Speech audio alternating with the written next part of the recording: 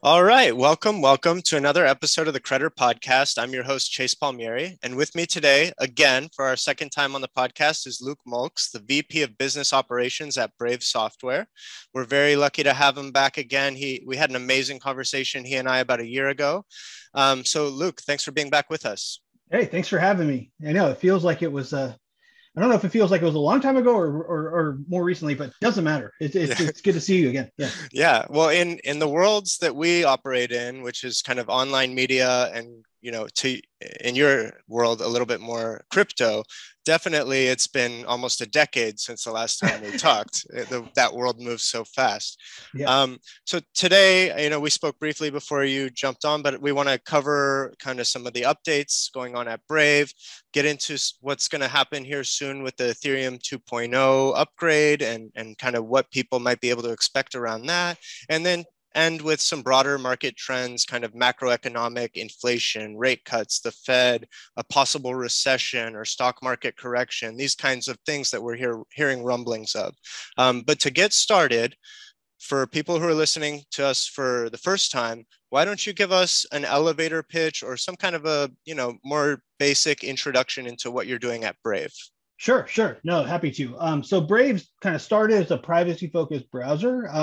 It's kind of turned into almost like this privacy super app that is kind of like a gateway to Web3 and crypto, right? So like we take a very strong user first approach, which means basically like you're always kind of putting users' interest first before anybody else, including business and including anybody, right? Like, so behave as if the user is the first priority, and then kind of build in business models and do things around that. And so when we were doing this with a browser, it started off by saying, okay, like privacy is a nightmare on the internet right now. Let's like, how can we, one, kind of correct for how privacy is invaded? And then secondarily, like, how can we build privacy preserving business models and it ended up being with crypto. We ended up using with BAT, and it started with Bitcoin. But then, when people started to build tokens on Ethereum, we made a really compelling case for how we could, approach the attention economy, starting with advertising with our token, the basic attention token.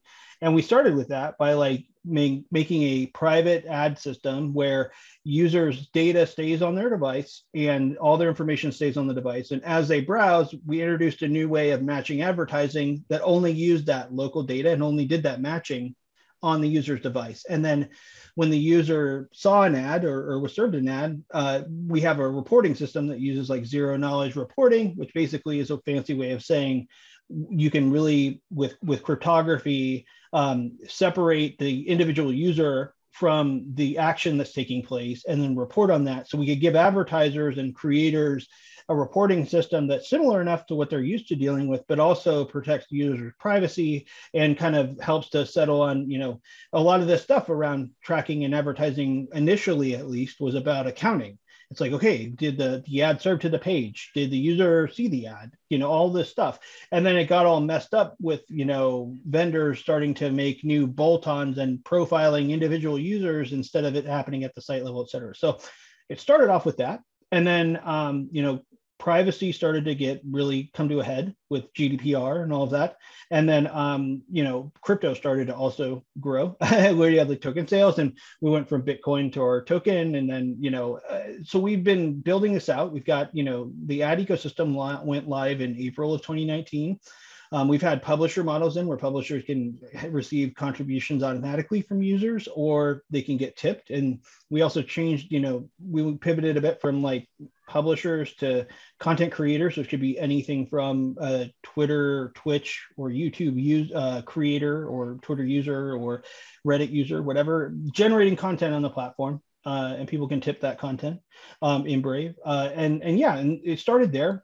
And then, as privacy became more and more of a pressing thing, and also as the public started to learn more and more what we saw happening as we were working in the space before we came to Brave, right? Like people really had a desire for something more privacy preserving solutions. And it all kind of got under this big tech umbrella, right? So So Brave started to produce other services, right? Like, and especially over the past year, we brought a search engine to market, Brave Search, which you can see as you go to search.brave.com. And it's a private independent search index that we have at Brave now, and brought a VPN service on iOS to market, and we're going to have that on Android and on desktop very soon. We also did Brave Talk, which is kind of a Zoom competitor or a Google Meet competitor, directly in the browser. It's privacy preserving, and just gives you a really easy way to make a call. And so more and more, we're trying to kind of like, if the user is on Google and maybe they want to like get off Google, like what are those kind of table stakes that they need to switch to another solution, and can we provide those, right? Or partner with folks that provide them. Yeah. And so let's imagine that you're talking to somebody who is currently on Google Chrome and they love everything you just said. It all sounds great, but they're like, I'm so used to my Google Chrome and the workflow. I don't want to learn something new. How difficult is it for someone to transition from their default of maybe say Google Chrome to Brave?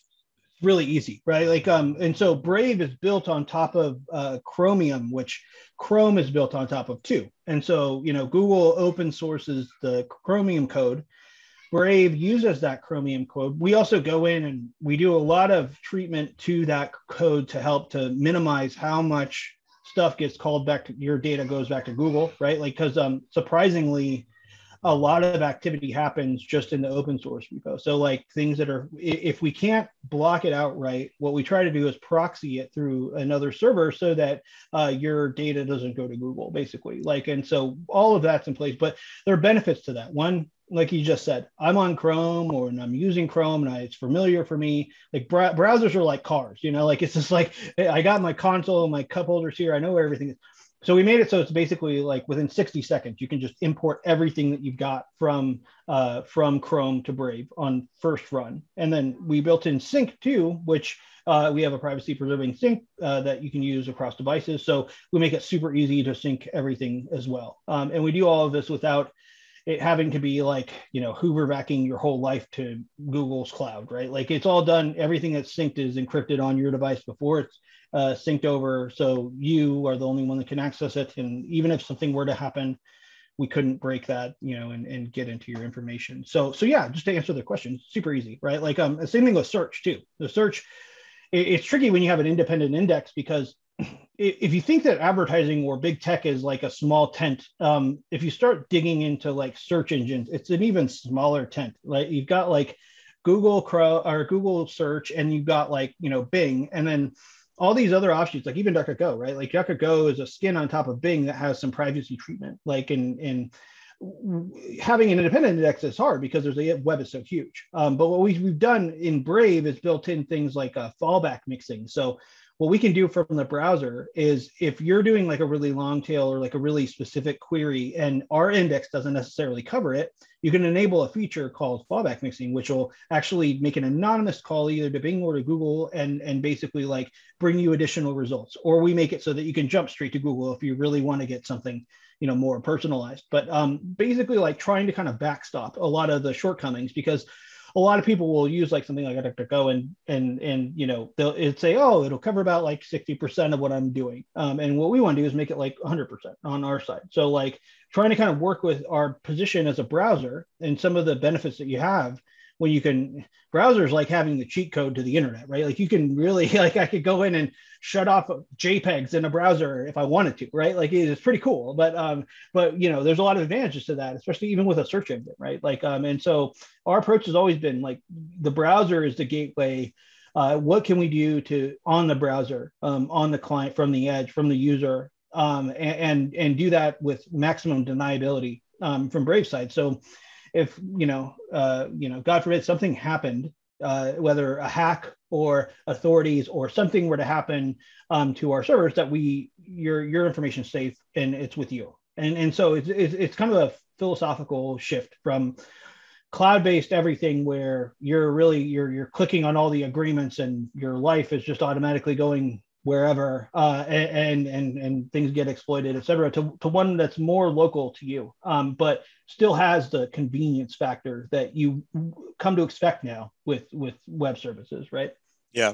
And I personally, I switched to Brave a while back, probably almost 2 years ago. It was very seamless. I switched from Google Chrome. It's basically a very similar set of features. You almost don't even notice that you're using a different web browser, other than maybe a sense of relief knowing that the level of tracking that's happening behind the scenes is no longer the case. And anecdotally, so many of my friends and family members and people in my network I know are using Brave as their default browser now. So can you give us an update on just how big the user base is of the Brave web browser in particular is today? Yeah, absolutely. And you had one point there too that I realized I didn't touch on. The one of the really cool benefits of using Brave, like in addition to like having something that feels familiar with like Chrome or whatever, is that because we block all of those trackers and scripts and all that stuff that harvest your data, you end up with a much faster, cleaner experience. So like the takeaways, it's like there's all these like added values, right? Like they come with privacy, which is pretty neat because privacy is kind of an abstract thing for people, and people don't really understand it unless you're in your house with blinds on your windows or something. But yeah, like to give you an update, right? Like, and this is kind of indicative of what I just said too. Like people are moving with their feet. Like we are at over 54 million monthly active users now, and Wow. and we basically we've been growing over 2x every year for 5 years in a row, and so it really kind of, and that's with like very limited marketing, right? Like we haven't done big splashy brand campaigns. We haven't done TV ads, or we did some podcasting ads, things like that. But like really just kind of like trying to make sure that we're competing, programmatically, but like not like big billboards or anything like that's to come now. We just hired a CMO. So like we're really trying to kind of ramp that now. And it's always been a challenge with us because we're blocking those things that load on the web pages, right? Like to protect privacy. Over time, a lot of those services started to kind of weave in with the functional things that you need. And so the challenge has always been like, don't break the web for users, but protect their privacy. And so the first several years, a lot of it was like, okay, you'd hear a lot of people saying, it's not my daily driver, but I want it to be. Now, like I'd say over the past 12 months, it's like, people are like, okay, I want more stuff from you guys. Like I'm in, just get me more. And so it's such a big shift. And when you have a product that's kind of matured to that level, that's when you're like, okay, let's go do the flashy stuff. Let's go really splash and market. And the timing is right too. I mean, like crypto's big. Like we've got our own token in the browser. We've been Web3 since before it was really even a thing, and you learn the lessons the hard way that way too, which is pretty cool. So yeah, we're growing there. We've had over 8 million people have created Brave rewards wallets. We're multiple millions of dollars going in ad inventory every month into our ecosystem, and that all, advertisers buy campaigns, and they're basically backed by our token BAT, and we reward users with 70% of the revenue from those. And so the system's going, and it's not, we're out of the proof of concept science experiment kind of phase. This is like real money, real operation. And now we're looking at like, okay, some of this new stuff with crypto, some of these other things, like where can we start to like build that into the story and empower people? Like, because I think that's the next phase that we're kind of getting into, is around empowerment and taking this concept of user first and user agency and applying that in more radical ways to personal finances, right? Like into creativity and to owning your work and setting your own terms, right? Like doing those types of things that people don't necessarily pair with a browser, but like you could start to do from a browser. So it's kind of cool. Yeah, no, that's incredible growth. And you called out the BAT token, which I just want to make sure people know stands for Basic Attention Token, which you did say earlier on as well. But that's what we're going to be kind of referencing here a bit. And my next question for you is actually about this idea of a core metric, because obviously there's so many different metrics you could be tracking. You could be tracking number of searches from Brave Search, number of extension downloads, number of active users on the browser, transaction volume of bot. But I'm curious, is the price of the bot token, since it's a utility token, is that in some way indicative of a core metric? Because if it is a true utility token and it's going up in value, is that Is that essentially a metric that you can follow to understand the value being created in the underlying business? Yeah, so it's a really great question, right? Like, and it's also kind of like there's a bit of complexity to it, right? Because these tokens, the way that the crypto markets work is basically like you create the tokens initially while you're building the thing. People are exchanging them in secondary markets, and so a lot of the price is driven by secondary market value, right? And market demand and supply, and so how these things are getting traded on these markets, et cetera, are driving a lot of the value. The thing with BAT is that, imagine like I said earlier, we're scaling 2x growth every year. So you have more and more users using Brave and more of them opting into advertising and earning our tokens. And there's 1.5 billion BAT that have been created and we're not making any more. So you have this scarcity value, right? Like, so as the browser user base grows and more people use BAT in the browser as a utility token, BAT becomes more scarce in the market, right? Like, and so that should drive the value. It'll impact the value of the token, and having a healthy value for the token is also healthy for the ecosystem too. So it's not cart before a horse. It's just kind of like two parallel paths that are converging over time. Because the thing that happens is that when you have all this early secondary market activity, new types of cases for utility emerge in market. Like, for example, like when DeFi, like decentralized finance in the crypto world became a thing and it started to get popular, you would have things like compound finance and other DeFi applications adding new tokens aside from Bitcoin and Ethereum or wrapped Bitcoin and Ethereum to their applications so that you could, earn, loan them out, earn interest, borrow them, pay interest, like, and get these, decentralized finance tokens as a reward. So BAT was one that was adopted very early, and then most likely because there were a lot of holders of BAT. Because when we had our sale, it was really at the time when token sales were happening, most of them were just a white paper, an idea, and a team, and a lot of talk and vapor. And with us, it was different because back in 2017, we actually had a product in market.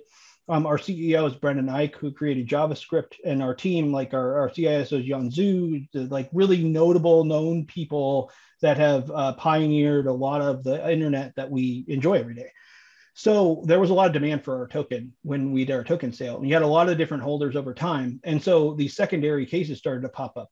We started seeing things like OpenSea, would made it so that you could use BAT to buy NFTs. And it hasn't really exploded or anything, but these things just kind of emerge. So what we're doing, and we're in this neat position where, okay, we have this utility case with advertising and creators and that economy that we've been standing up. How can we start to pull in some of these secondary market cases for BAT and apply them as added value to our users, to creators? So imagine that you are earning BAT every month, and we have a feature where you can push a button and basically like lock up that BAT. You can pull it out whenever you want, but as long as you're locking up that BAT, you're automatically earning, like, let's say like 5% interest on that amount. And you can put in more to it. You can take it out whenever. But these are real numbers, right? Like DeFi has changed the game. You can go even through exchanges now, like Gemini, for example. Like you can buy Gemini USD, which is basically a dollar bill in a token form, and put it in their earn service and make like 8% interest on that. And when I talk about empowerment, like these are the things that are starting to become available to everyday users, where it's revolutionary. Like if you have an option as a person, okay, I can pay a monthly fee to have a savings account and make nothing on it, or I can put that dollar value into a stable coin and make 8% interest. That's like huge, right? Like it's big for business. And imagine doing that in a trustless way from a browser where it's your tokens too. Like that's where we're going with it, where it's like you start to have things that start to look like, empowered banking from your browser, which is pretty rad, because like there's all these services out there now where you can like get a Visa Stripe card or a Visa branded card that you can process anywhere, and it ties back to your crypto account. So like you start to get these inflows and outflows going, and you're like, oh, whoa, do I need to use that Wells Fargo thing anymore? How much of my life can I start to do in this new way where there's all these benefits with interest that I'm not making elsewhere? Like, and these things are all possible because the technology's there, and you have really serious people that want to change the game. And honestly, I mean, like, to be candid, I feel like we're really at an inflection point where, people go through 2008, you see what happens to the middle class, like with all of the market dynamics that are shaking up and value extracted. And like, I don't know, I remember being younger thinking like, how am I going to buy a house? like the housing price, even now it's like, whoa, like the housing market's insane. Like generationally, we're at a point where it's like, okay, this is the progress. This is like, early 2000s with the internet, and people thought it sounded obnoxious and all these things back then. And now everybody's using it. It's the same thing with crypto markets. The same thing's going to happen. You're going to have digital currencies with banks. You're going to have all these other things going on with all these different tokens and all these different use cases. And it's just going to become normalized like email is, That's what I'm betting on, at least. Yeah. And I definitely want us to touch more on that, because the idea of like the traditional financial system at peak chaos and complexity and corruption, and then boom, we have this off ramp into the world of crypto where people can actually earn interest on their savings and get collateralized loans, permissionless collateralized loans, and all these different products. And definitely we're at an inflection point. But if I can touch back on that idea of a core metric once more, if you were going to fly, Brave for the next 5 years as operations, and you could only follow one metric in the business, and whether that's increasing rate of users or the bot price, if you could only fly for the next 5 years with one metric in your dashboard, what do you think it would be? Oh, user growth for sure, hands down. Because if you can, like, the way that browsers scale, there's this really cool YouTube video on it where you can like go and see like over the past, the lifetime of web browsers, how the different browsers have scaled over time. And it's like, if you can get the right mix, and browsers can scale very quickly. Like if you had told somebody, it's very similar to like how telcos work too. Like if you told somebody like, Internet Explorer is going to be dead in 10 years, they would have said you're crazy. But like Chrome came in and just wiped the floor with them. And we're at a point now where like Chrome is very much like how Internet Explorer used to be. And now you're starting to see more browser wars kind of like igniting again, because it's a last line of defense at this point. Like you've got like, all of the cloud-based systems, we're not going after the cloud either. Like cloud does very useful things and will continue to do useful things. But as far as user agency and privacy goes, the browser is your last line of defense. And that's, and we're very serious about that, right? Like, and so, yeah, I would say growth. I would say growth is the key, because if we can get the growth, you can shift token economic models. You can shift things to work, and you should, because the markets change things. You don't never know when you start these things. You guide them with principles, but you never really know what users want until they use it, if you're listening to them, right? Like, right. And so things have shifted, right? Like even with the way we do things, when we started, it was a very pure message of like, you see an ad, you should get rewarded with it. Well, we find out, okay, well, where's the line there? Like, like, can we help to scale this by showing somebody a sponsored image that doesn't track them, that does it, and say, hey, you could earn off of this by opting into the system. It just as a way to just for people to discover the system. Like, and so we started to do these things. But like I said earlier, secondary cases show up, and it's like the token can be dynamic with what it's used for, but without the growth, it's useless. Like you've got to grow. Like, and that's what I'm so excited about, is that when we started to do things like Talk or Brave Search or these other things, getting people to convert to a browser is not the easiest thing in the world. But in a world where Zoom bombing is happening, and all their alternatives are like these really big techie solutions that are really expensive or whatever, people are willing to say, hey, go get Brave and use this Brave Talk thing. They treat it almost like a video conferencing thing that comes with a browser, rather than like having to do all those mental gymnastics of like switching over your car to a new car. It's just like, oh no, just try this new thing out, right? Like, and if you like it, cool. If you don't, who cares, right? Like, but new options give us more room for growth too. Yeah, and user growth is everything. We saw recently Facebook get an enormous haircut just because they, it looks like they're starting to bleed users to platforms like TikTok. And I'm curious, it appears to me, and has appeared for the last few years for anybody that was paying attention, that Chrome is starting to bleed users to Brave. So I'm curious, if you were to put on, a Google hat for a second and try to think about, how are we going to knock Brave down a peg? How are we going to slow down their growth? What are we going to do to combat this? I understand that because of your crypto model that, you're almost living outside of them. And it almost doesn't really matter, in my opinion, or at least looking from the outside in, what they do. It can't really affect you. But is there something that the Google folks could do, in your idea, if you were being extra paranoid, to hurt Brave or set you guys back? Oh, well, I mean, I think there's several things that they could do, right? I think the challenge for the Googles of the world, which there are only a few, is that they become so big that if they start to do things that would discriminate or specifically go after companies like Brave, it becomes an antitrust issue. And so, it's not a catch-all, and there are things like, there are annoying things that they do, like but how much of this is related to Brave? I think we're still too small for them to worry about, even at 54 million monthly active users.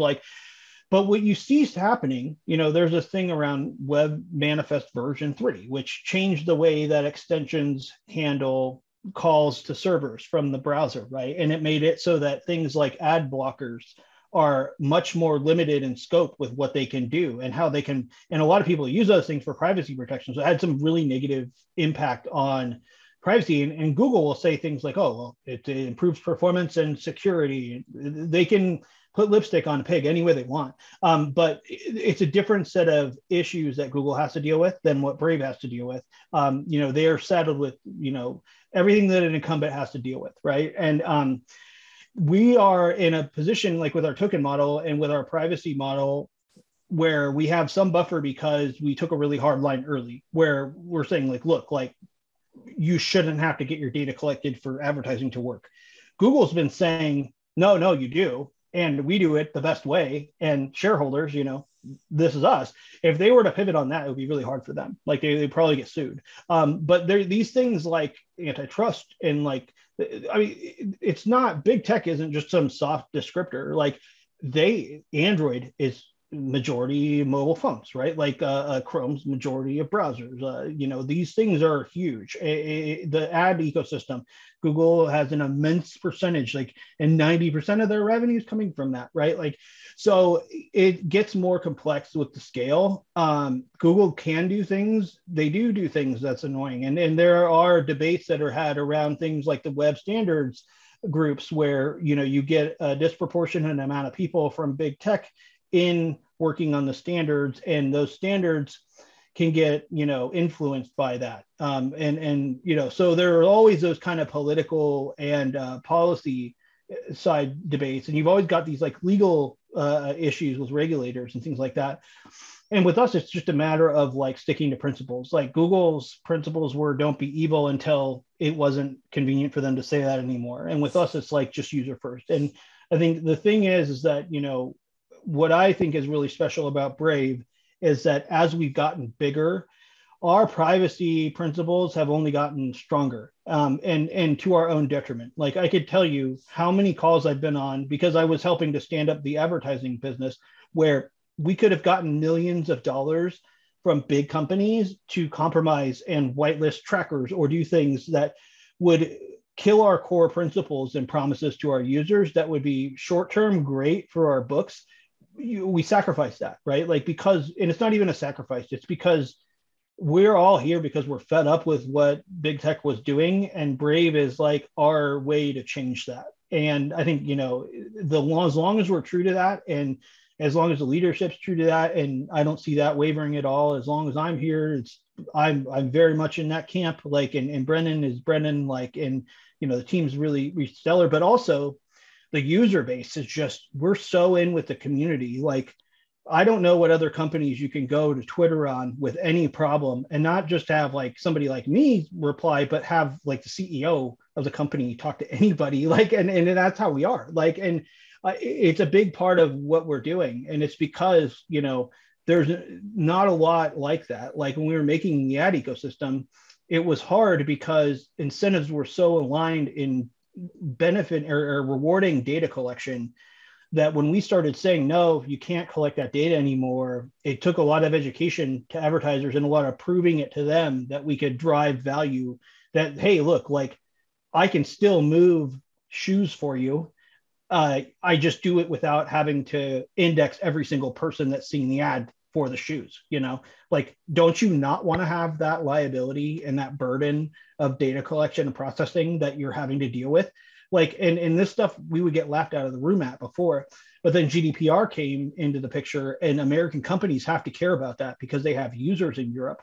And so now everybody has to care about it. And so it's took a long time, but the curve is happening. And at the same time, big tech has not stopped the behavioral issues that show convenience for them over convenience for users, right? Like, and show the shortcuts and the stuff that's just like, come on, the more you collect on somebody, with the way that, you know, not just companies are, but state actors are, you know, governments, right? Like, governments can go and seize information. Like, this is super important now because people talk Web3 and Web2 and like to put things on it. Technology isn't a zero-sum thing.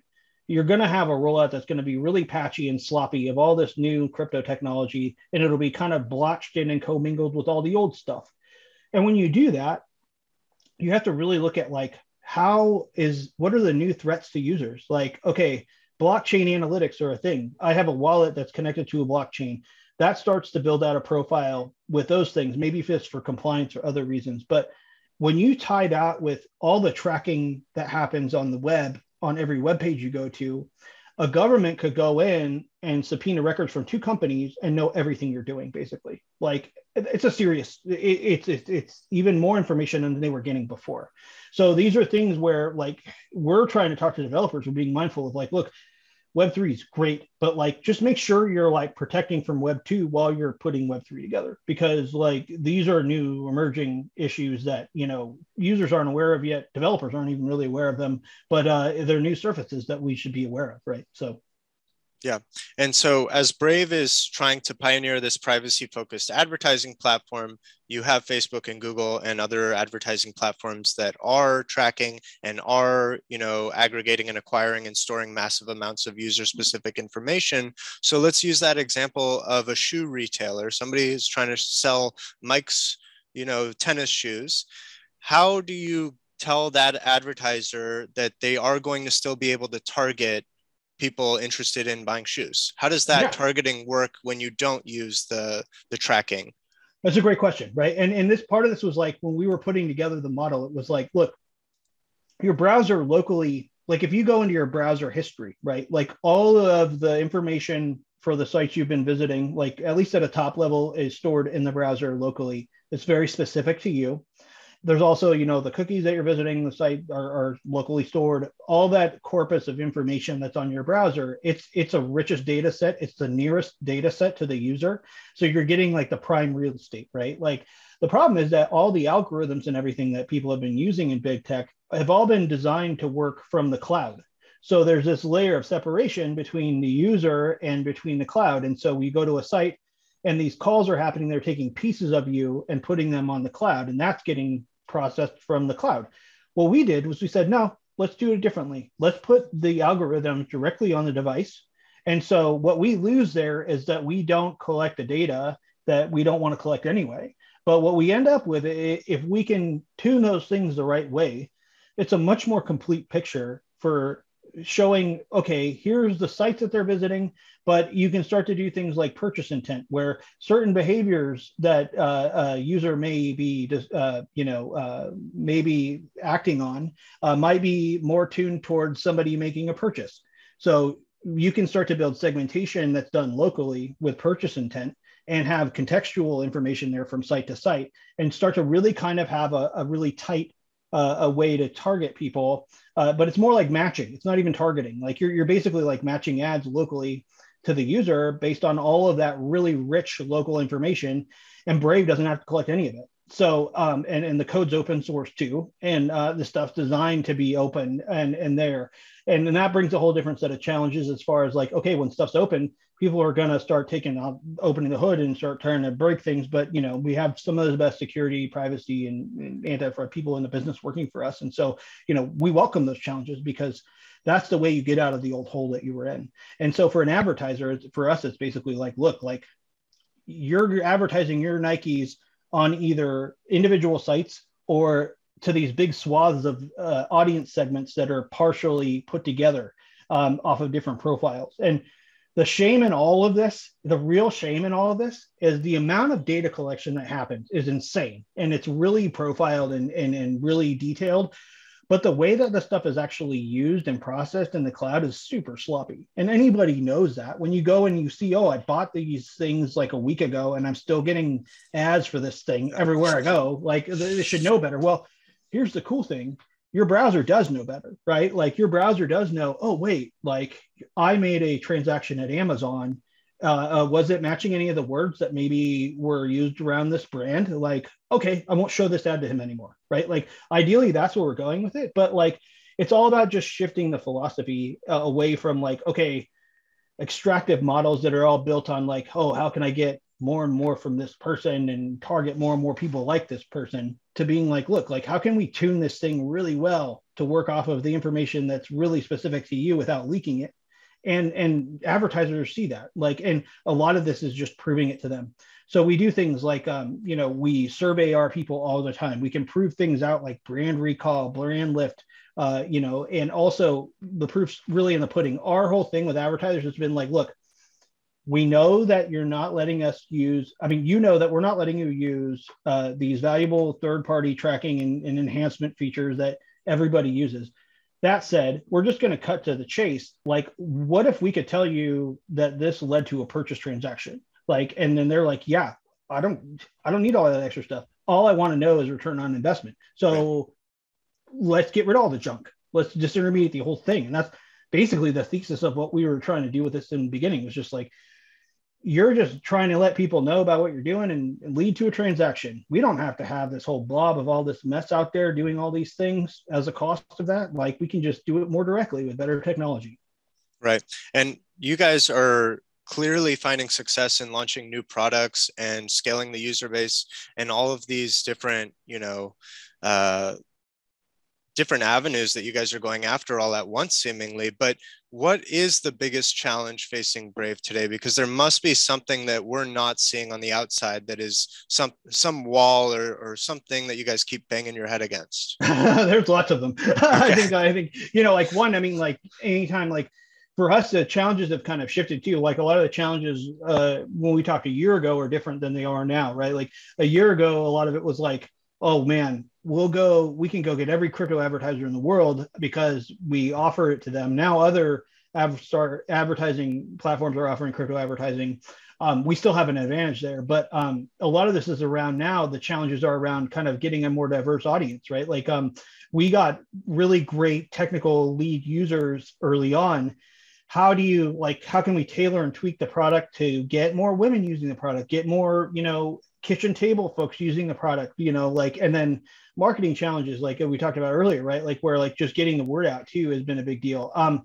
A lot of the technical challenges are around just a lot of the fact that crypto is new and crypto has a high barrier to entry. But what we're trying to do is take what we were able to do with ads where, in a couple of clicks, you're seeing private advertising that's better and less obtrusive, and you're earning from it without having to know how blockchains work and all this immutable blah blah blah blah blah.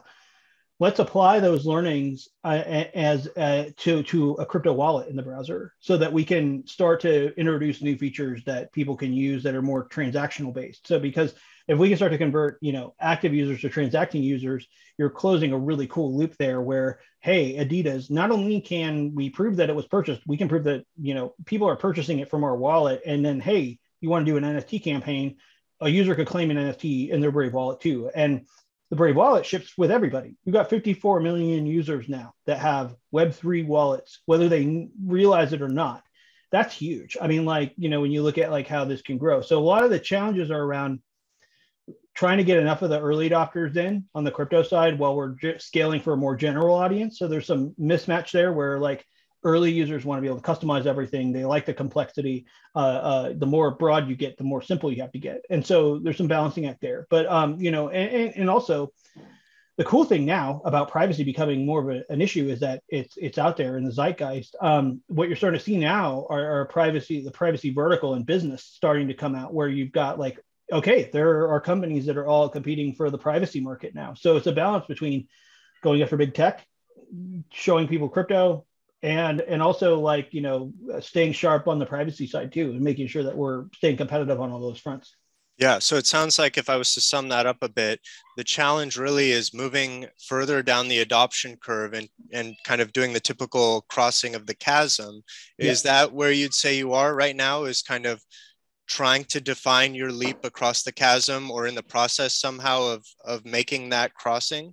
Absolutely. Absolutely. And I would say it's basically broken into two parts. It's one part is around like having privacy and convenience pair up well with a more mainstream audience on one hand, like to scale the platform. And then on the other end of it is around like, the crypto market is just very diverse now, like, but very still kind of clunky and technical. So like getting those pieces to be easier to use is a huge win, because we're at this really interesting point where I'm kind of like become this like crypto consigliere within my family, where like I have like in-laws that are calling me and everybody like is hearing, and all of a sudden I'm getting a call from my aunt who somehow knew about SHIB and owns a bunch now. And I'm like, what? Like, this is very strange. But what I used to do with that stuff is I would always have a path where I'd go, hey, yeah, go to Coinbase. Let's get you set up on Coinbase. Coinbase is now so big that it's actually almost harder to get somebody onboarded to Coinbase and purchasing than it is from our wallet, where it's a self-custody wallet where you have to manage your key. But I can get somebody to buy something in 15 minutes of my wallet. It took me like 3 hours to get them through all the hoops because of all of the regulation and fraud and all this stuff that they have to defend against now.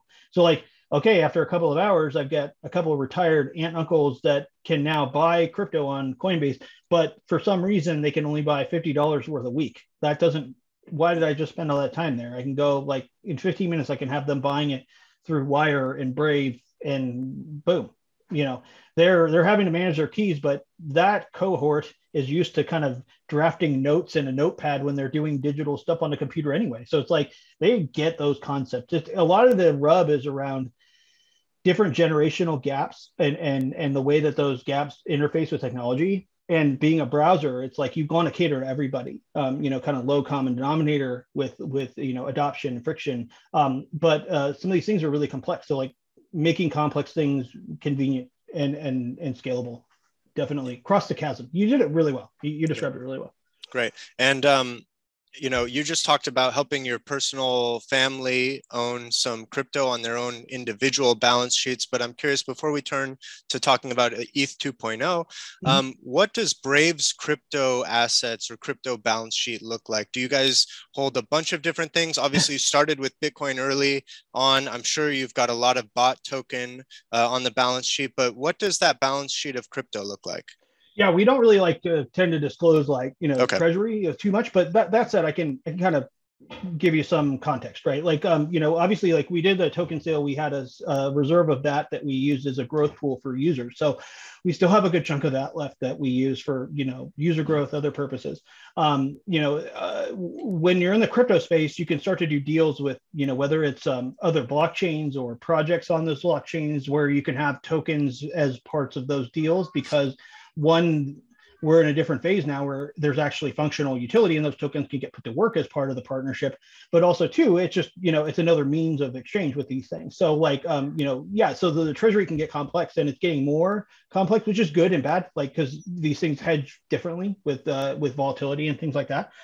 So yeah, Brave's getting much more experience on the treasury chops than earlier on, like everybody else is. And we're a Web3 company too. Like we're savvy with that, and we kind of see ourselves as like this playground for all these different protocols to play in. And the balance with that is around kind of doing it in a way that's safe for users. So yeah, I think it's much more diverse than a normal company would be, and I think that's part of the ethos and the culture that we're in here with it started off very like CryptoPunk, and it still kind of is in a lot of ways. And so the treasury is pretty diverse, but yeah, that's kind of where we're heading. And also we added in like a swap feature into the wallet. So that in itself, because every time someone's making a transaction, they can swap one token for another token. When you're doing that, part of the fee is paid out in one of the tokens that's being swapped. So we kind of by default start to get a much more diverse treasury because the fees collected are done in these different tokens. So there's a lot more complexity with that, but not a bad thing. And I think we've got the swap rewards program we're going to introduce so that you could get like a rebate on the transaction fees that you're getting, where you're going to earn more crypto that way, earn more BAT through, transactional use and things like that. But yeah, like it's our accounting team, they're wizards. Our finance team are wizards. Like, some of this stuff, it gets very diagrammy, because it's not just such a straight line, but that kind of comes with the territory with this stuff. Yeah. Okay, great. Let's turn now to Ethereum 2.0.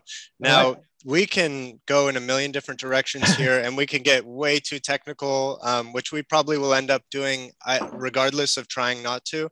But if you could give me the 30,000-foot view of what Ethereum is kind of promising or forecasting with this upgrade. What are going to be the new benefits? Why is it game changing? Is it game changing? How is it going to change, what we think of as Ethereum or these kind of decentralized smart contract tokens at all?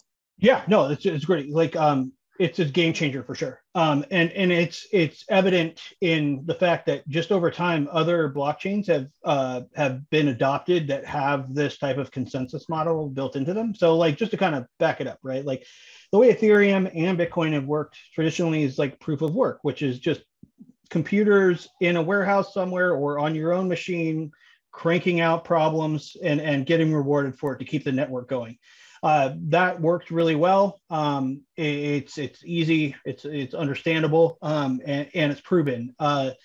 Proof of stake's a bit different, right? You've got you're validating based off of different parties that have uptime and are holding a certain amount of tokens, and so the barrier is really high because okay, I've got to be holding 32 ETH to be a validator on this blockchain. Things aren't done based on computation with different computers and all that stuff. Basically, like, there's a lot of other benefits around, like it's a lot more efficient. It's as far as like, electricity. A lot of the issues that people are having, especially around NFTs and things like that, are like, okay, this is like killing the environment. These proof of work is very, taxing on compute sources and all these things, energy inefficient, right? Like, well, proof of stake addresses that. Like, where I might have had to have a couple of computers cranking out problems, I can use something that's basically like a thermostat to ping back, and I'm holding enough assets to where I can have that ping back and have it be much more efficient. So like, long story short, it's a game changer on that front, energy efficiency. It's also a game changer on the fact that, when you are rewarding people for cranking out these problems, there's issuance that's going out. And then, for people that are holding ETH for a long time, especially switching to this new model, especially when there's things like, EIP 1559, I know we're not getting technical, but like things that kind of make Ethereum deflationary, when you switch to this new way of doing it, there's some huge benefits on that front too. And so I think it's a total game changer.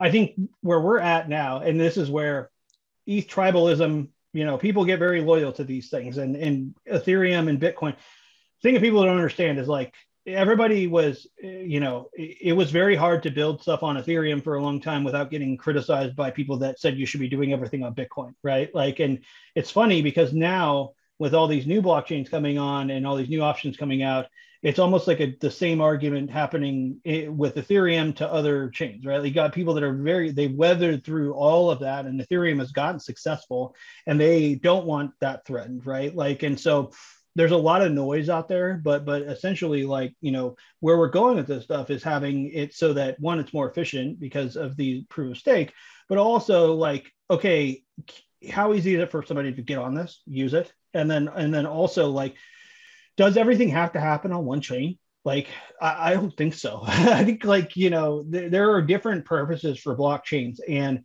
I think where we're going is into this multi-chain space, and this is where Brave's going. Like, Brave wants to be and we are now. We support any EVM compatible chain, and we're going to be adding Solana very soon and others. We want to make it so that if, regardless of what blockchain you want to use, you can use it in our wallet. But also, like, over time, these chains will specialize, and eventually we'll get to a place where a user will be transacting and they don't know what blockchain they're on, because who cares, right? Like, stuff just works. Like, we're going in that direction, I think. But in the meantime, it's like, it's good to be a user because you got everybody competing for your transactions. Each of these chains has different value propositions, and each of them has different benefits. Like, I can go to Solana and I can make transactions that cost me less than a cent to make them that cost me the same transaction on Ethereum cost $150. It's a big gap there. So, there are different sets of problems that Ethereum has with competing against somebody like Solana, but there's different sets of problems that Solana has, like competing with Ethereum, right? And so the thing that's really tough for Ethereum is as the value of the asset's been going up and these mechanisms have been going into place that help the value of ETH go up, it's made it harder for them to scale users until you have something like L2s, which are coming out now, which make it so that you can compute on a second layer, on a different chain, settle that to Ethereum and have those security properties. That's all great. That's all super complex too. That's all stuff that you have to get right. And I have absolute faith that they will get it right. The timing though is hard. Like software development's hard, right? Like some of these things are going to take a while to get out. And I think that where you get people so heated about this stuff, like, oh, my chain, your chain, like everybody gets so in their camp.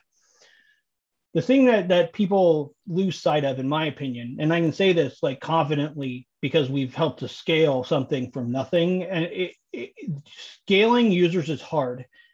Winning users back that you've churned is even harder. Winning users back that you've churned is really a lot harder if they churned because it costs so much money to do something. So if you want to win them back, it's got to be not just competitive, it's got to be better, right? And maybe it's not that complicated because you got people can do multiple things. I think that's one of the benefits of what we're doing is it's like, you don't have to do this zero sum. Like me, I've got some stuff on Ethereum, some stuff on Solana. It's like, okay, daily driver, weekend warrior, whatever, you can, if we can surface these options and make it easy for users, it's a win. And it's a multi-chain world. It's just like, you don't want to do everything on one place because you want to have it broken up in a little more diverse. I know I went all over the place with that, so I'm sorry. But No, it's great. It's great because you jumped right into the spots that I wanted to jump into next. So one of them that you called out was this move from proof of work to proof of stake. Obviously, there's a lot of talk in the Bitcoin world, or especially from folks who are against Bitcoin, about proof of work, data mining, or not data mining, sorry, crypto mining and the energy use. Do you personally, and it doesn't have to necessarily be the opinion of Brave, but do you personally believe that proof of stake is a better solution? Do you believe that both solutions have value and will always exist? Kind of where do you fall on the proof of work versus proof of stake debate?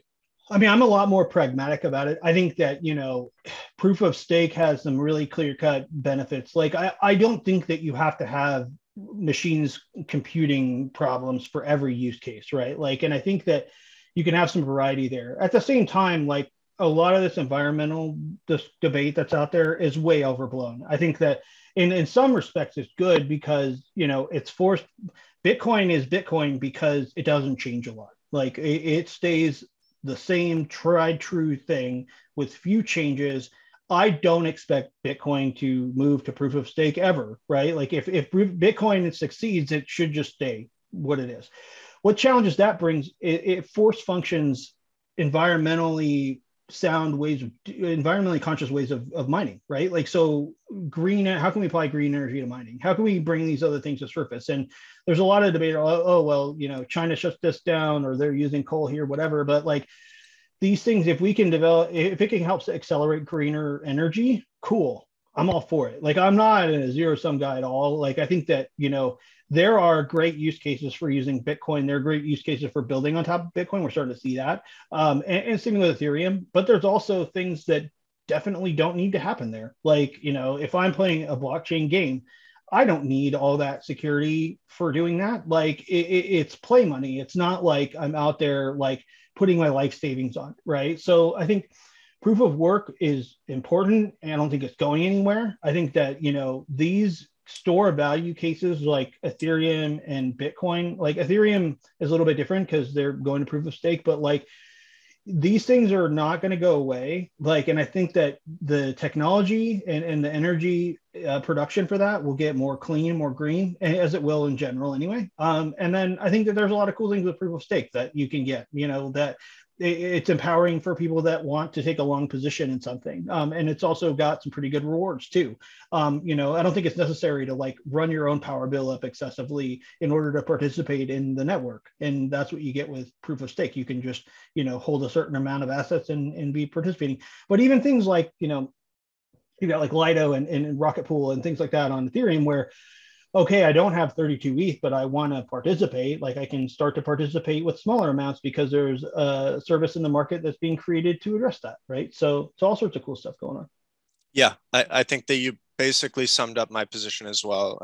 As long as Bitcoin exists, it will probably not change, and therefore we will have proof of work. So if Bitcoin is around, we'll probably still have some level of proof of work. And kind of to your point that you said, I do think that it creates a financial incentive, or at least de-risks capital expenditures for sustainable green energy. And that is, you know, very net positive for the world.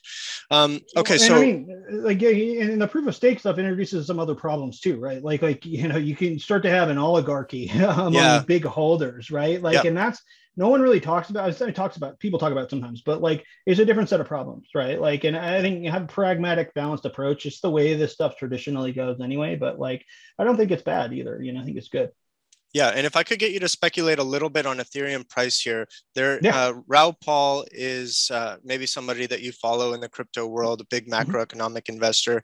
He believes that when the ETH 2.0 rollout, you know, happens, that all of the ether that's been staked and been locked away will actually be freed up, and that it will, a lot of it will now, you know, hit the exchanges and be liquidated, and that immediately after the ETH 2.0 rollout, we'll probably see a significant dip in price as all that locked up ETH is finally freed up for selling.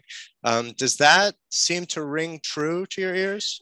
I don't think so. Like, I mean, like I could see the argument. And there's another argument that says, well, you know, the price could go up because, you know, the issuance dynamics change, right? Like, I think that if you're so into Ethereum that you're willing to lock up 32 ETH for a long window, you're more likely to like keep taking rewards and locking up that ETH for longer. And I can tell you, like, I went full degen like in DeFi summer. Like, it changed my life in amazing ways. Like, I'm not even thinking about dollar denomination as much as I used to, because it's like, nah, why? Like, the dollar's getting devalued. Like, I've seen Ethereum go from like $130 to like close to 5,000, like in a short time window. Like, and I don't see any reason why that's not going to keep going up over time. And it's all about kind of zooming out too, and seeing like, look, like everything's a casino with the financial system anyway. Like, and when you look at like how the banks have behaved over time and how brittle some of that stuff is, it's like, okay, bring crypto on, because at least it never sleeps. At least you can track things there that you couldn't track elsewhere. Like, even with a lot of the stuff that's out, like there's an audit trail, like that alone is enough reason to switch it over to a new model. I mean, I think that, somebody that's maybe there will be some short-term thing. I don't know. I'm not worried about it, man. Like, I think like, look at what's happening with NFTs. And that's the biggest like bull case for Ethereum ever, because you've got people that are willing to spend hundreds of dollars to just buy and collect these things. And really what they're doing is they're locking value. They're locking Ethereum value into the NFT markets, which is huge. I mean, like it's saying it's a commitment to the protocol. It's a commitment to the community and to the space. And it's the same thing with other chains too. They're not as expensive elsewhere, but that's because Ethereum is the incumbent player. But like, you know, all these different things, DeFi, NFTs, they're all ways to lock value.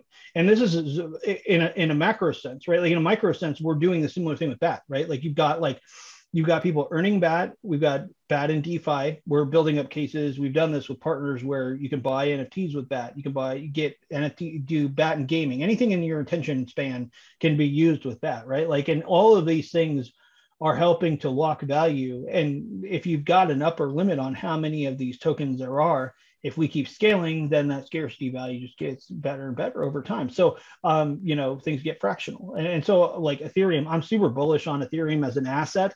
I think that, you know, as a day-to-day transactional application layer, I'm less bullish on it because I think that they take a lot of, well, it's not that I'm not trying to be too negative here, but like there have been UX problems, like user experience problems with the blockchain stuff ever since I started working with it. And it's pretty obvious that all has taken a huge backseat to like token economics and other things that are important. But some of these other chains that are out there have just done a better job at UX, and they get it. And with all the faults that people throw around at them, like, oh, VC this, da da da da da, like, well, those people have experience that is valuable that they can use to help inspire projects to build things that people can actually use. Like for me, when we were evaluating these different chains, and we spent a lot of time doing this, I started to jump in on Solana. I'm like, oh my gosh, not only is it fast, it's cheap, but okay, they're starting to hit these UX problems that I've been waiting for Bitcoin and Ethereum to hit for years, and they'll get there eventually. Like it's happening. The L2 stuff that's coming out is Arj and other folks are doing cool things that are simplifying it. But even then, it still feels pretty Rube Goldberg, and it's just going to take time. It's just going to take time for the application stuff to build out a certain way. But I think by the time that does come out, you'll probably have an SDK that includes Ethereum and all these other chains anyway, and users will not care as much. Like if I'm into Solana, well, this thing supports Solana. Cool, I'll just do that. Yeah. Okay. Before we turn to the larger macroeconomic and kind of this more traditional finance world that we see, like you said, very fragile today. Last question on the kind of Ethereum Bitcoin front. Bitcoin, does it have competition, and will it always have competition? Or Ethereum, does it have competition? Will it always have competition? My kind of thoughts are that Bitcoin is so simple and trying to just be one thing, and has basically perfected this one thing, that there's not much room for competition on that one particular use case. But because Ethereum is basically building a platform for innumerable use cases, it will always have more and more competition from now until the end of time. Is that how you see it as well? Well, I see a couple of things happening that are super interesting on Bitcoin. Like one, I mean, because of all those reasons you mentioned, you're starting to see things like El Salvador, where Bitcoin has become a legal tender. And in El Salvador's case, it's gone to extremes where it's required for compliance reasons for businesses to accept it, right? So you'll see things like Lightning Network that will have been around that will be optimized more. So even though Bitcoin itself doesn't change much, Lightning Network will change and adapt. You see things like Stacks and RSK and other things like that that are starting to kind of play with building DeFi on Bitcoin, because it's the same reason why you would want to do stuff on Ethereum in slightly different ways, where like, okay, you want a really strong base settlement layer. Like you could get that with Bitcoin too. And there are challenges there. I mean, like it's obviously easier to do smart contracts on Ethereum because that's why Ethereum's there. But like both of them will have competition for sure. And I think that Ethereum will have a different set of competition than Bitcoin does. Like Bitcoin's really gone into the store value meme and narrative. And I think that's basically probably the best fit, but it'll continue to be treated like a currency too. And so you'll have competition on that front. And I think that, it also has more credibility with, being legal tender now, but you're starting to see things like, companies putting Ethereum on their balance sheets, stuff like that, where it's like, whoa, back 2018 bumper stickers of cryptocurrency is a crime. There's not a crime. We're being handed out at conferences. And now you've got like legal tender, you've got like banks that are transacting with stable coins. You've got like all this cool progress. So yeah, they'll all have competition. I don't think that that's going away, but I think what you'll probably end up seeing is like people like, and myself included, where they're like, okay, well, I don't want to put all my eggs in one basket. So for store value, maybe I'll put some of this in Bitcoin, some of this in Ethereum, right? Like, and then maybe if I'm going to degen out in DeFi or whatever, like, I'll start playing with a bit of my holdings over there, right? Or if I want to use payments, like I'll use like Solana for something like that, or whatever, right? Like I think that, broad range of use cases. I think there's a lot of, just like every other cycle, there will be some churn out. Like there are a lot of chains now, and you're seeing early adopter events happening where you're building up a lot of like super loyal bases. There will be washout there. Just like everything else, cream will rise to the top, and and it'll get simpler hopefully over time with some of these things. But yeah, I don't know. I'm very bullish on the space. Like I think that, the EVM compatible stuff has a lot more work to do to stay competitive. If you're forking Ethereum, you've got to compete with Ethereum. You got to compete with everybody else that's there. But like Solana, like is in a good spot. Like Bitcoin's in a good spot. Like some of these other chains too are near brought sharding to market before Ethereum did, and that took a lift. And so starting to see them getting attention is really cool. So I think the competition is going to change, but I think there will definitely continue to be competition there because Bitcoin's also competing against gold now, competing against all these other like old school stores of value. Like it's awesome. I think it's like, bring it on, like bring all this new stuff to market.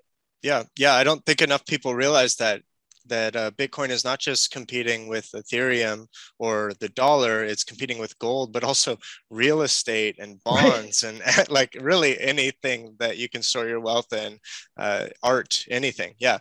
So if you were to try to leave a phrase for this type of industry, we see terms like Web3 and DeFi. Personally, I'm a fan of the phrase Internet of Value.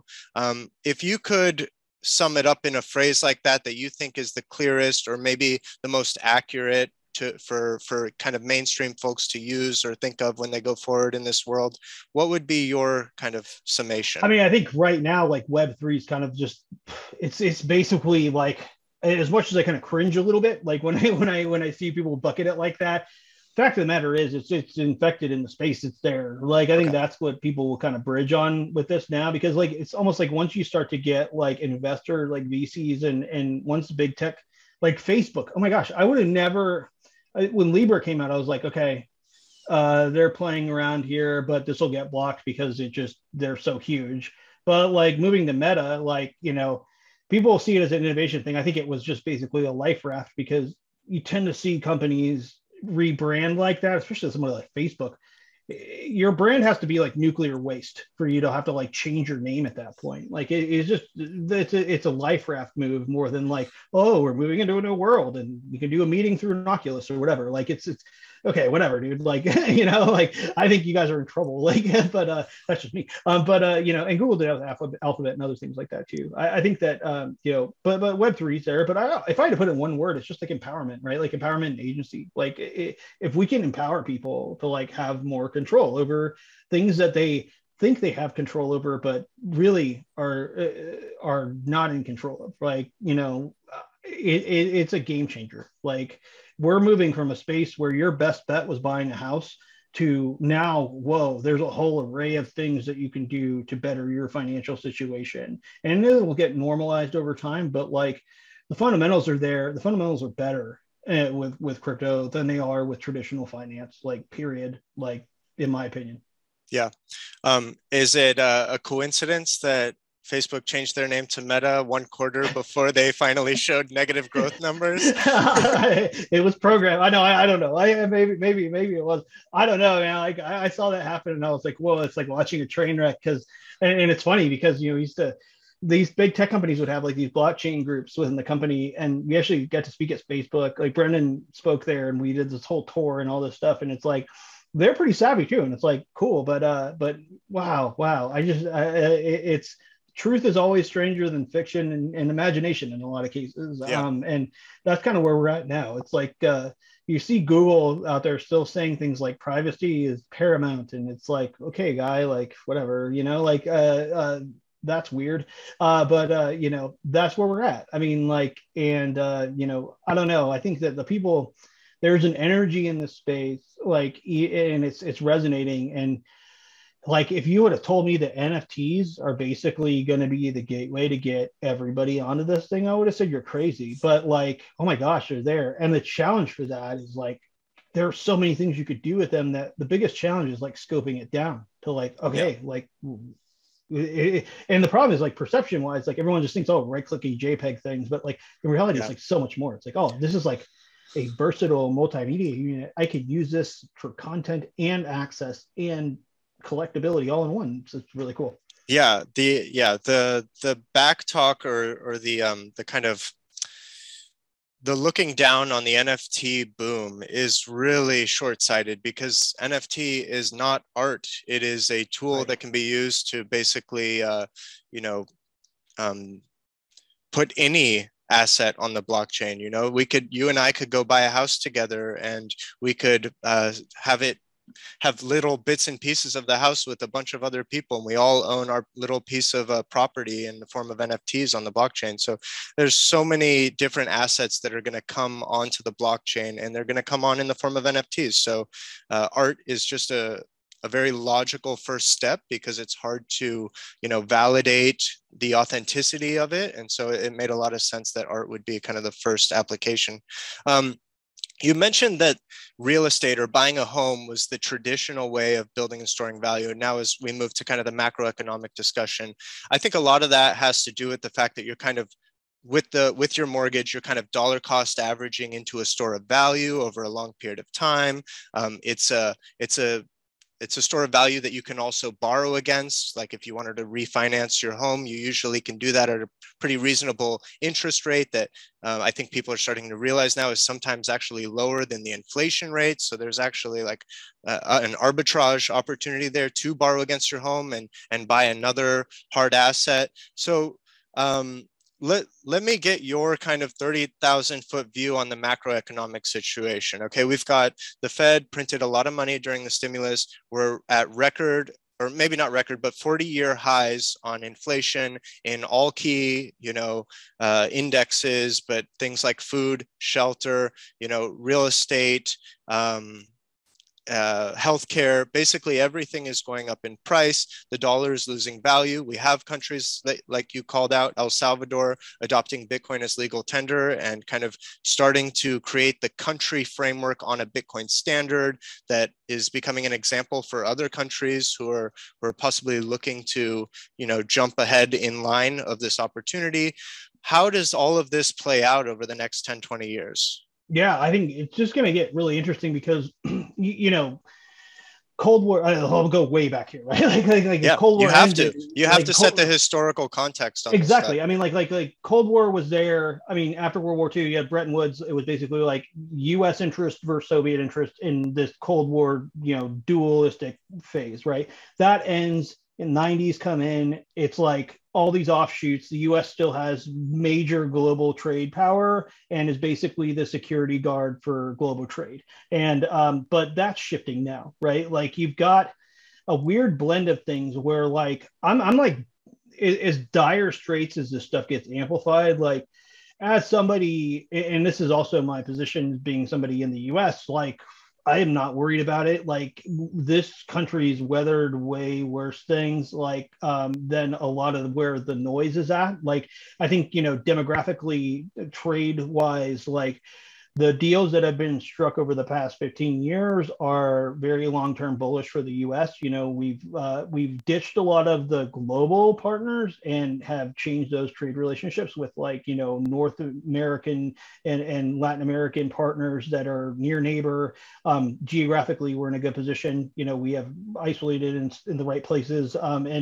But it really comes down to demographics too. I think demographics are such a huge part here that people ignore. Like if you look at demographics in Europe, you've got, in our case in the US, there's a consumption market where you've got, okay, people keep having kids. That consumption market basically been holding up the economy for the past 20 plus years. Like it through 2008 through now, it's a fact that, we keep making more kids. and is a similar thing, in Mexico, right? Like our partners are balanced well that way too.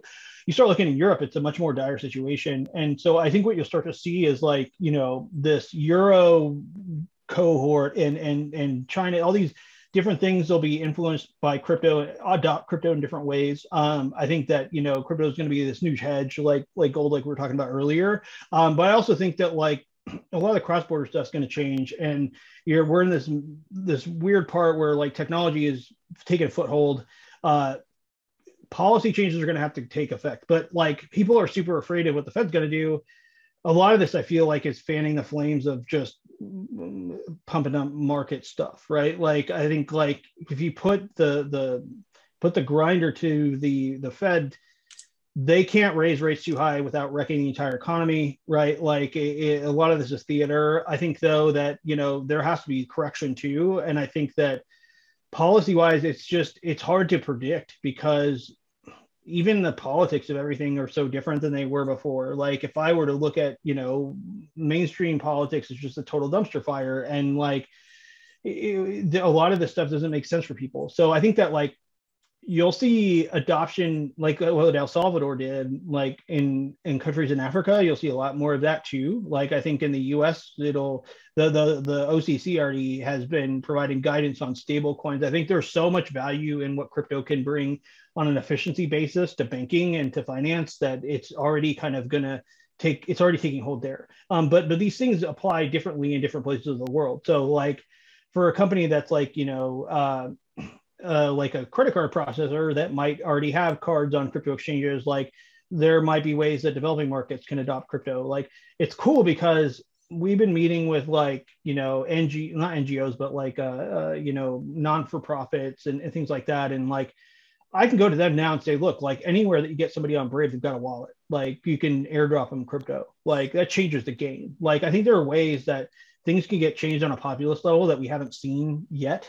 I think that there's so much noise. It'll be interesting to see where it goes. But I also think that like one of those benefits of crypto is that you bring the censorship resistance and resilience to like the content and to kind of those things where like I lose the picture sometimes on like how much content has been censored in these weird ways on like YouTube, for example, or wherever, where the content's still there kind of, but like really hard to find. Like things like that'll keep happening, but it's a balance. And it's a mess too. I mean, like I am very much like pro-populist, like everybody should own their own stuff. And like, I don't want the WEF, bug diet, you own nothing and love it kind of future. Like that's messed up. Like in my own personal view, it drives me insane that I go around the block and the couple of houses that are for sale have Tiffany's or Sotheby's or BlackRock real estate signs. Like I never saw that before.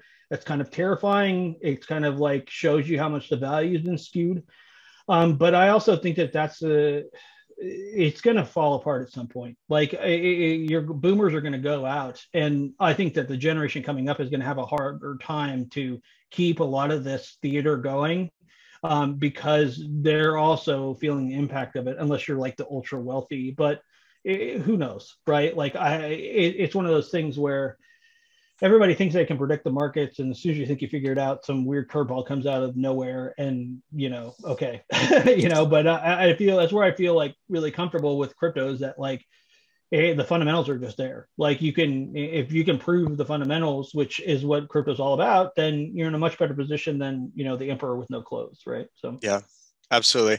Okay, you've been so generous with your time here. We'll wrap soon, but I wanted to do not necessarily like a lightning round, but they are technically one-word answers. So I've got 5 questions for you here.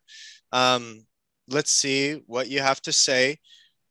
Question number 1: will the Fed raise rates this year? Yes. Okay. Will the Fed ever buy Bitcoin? Maybe. What do you think would be the next country after El Salvador to make Bitcoin legal tender? Oh, that's a good one. Maybe like Argentina or an African country, Nigeria, maybe. Okay, I'm gonna guess Honduras just to be on record. Go for it. Okay. Will we have a Bitcoiner president or some kind of a politician that runs on a Bitcoin or crypto-focused campaign where they're basically preaching the values of crypto as an anti-corruption, transparent, for the people platform? Yes, absolutely. Okay. And what do you think will be the first FANG company to buy Bitcoin for their balance sheet? Oh, probably. It's a good one. Probably. I don't know. Google? Maybe Google. I don't know. I feel like I could throw a dart at any of those letters and probably be right at this point. I mean, just seeing PayPal and Venmo pick it up was like huge. You get there, you're getting peer-to-peer. And even if it's limited, it's just a matter of time. Yeah. with all of this, it is just a matter of time. And it's just a matter of time before everybody's using the Brave browser as well. So Luke, thank you so much for coming on with us again for your second episode of the Credder Podcast. Always so great to talk to you and pick your brain on all of this online media, web browser wars, and crypto related topics of the day, which is always changing. So we'll have to have you again in the future. But thank you again. And please give our listeners a few places where they can go to follow your work or keep up to date with Brave. Yeah, thanks for having me. Always a pleasure. Go to brave.com to check out the browser. I'm just Luke Mulks on Twitter. Say hi. DMs are open. Yeah, that's it, man. Like, try Brave out. Tell us what you like, what you don't like. We're listening. Yeah. Thank you, Luke. We'll talk again soon. Bye. Have a good one.